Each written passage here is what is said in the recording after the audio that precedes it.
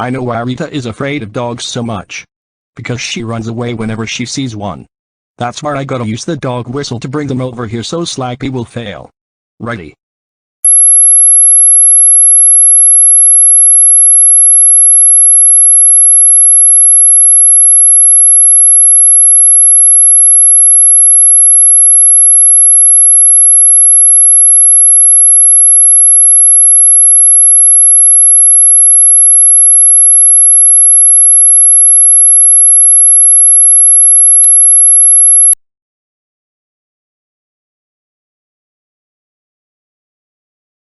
It worked.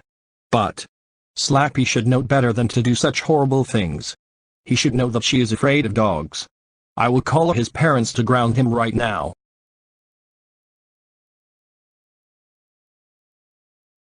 Hello. This is Charlie speaking. I believe your son named Slappy has just traumatized Rita the fox by sending his dog to go after her. But I used my dog whistle to stop that. What? Oh my freaking god. Slappy has done the most terrible thing to her. That's it. He will be so grounded. When he comes home, me and my wife will give him ultra mega punishments.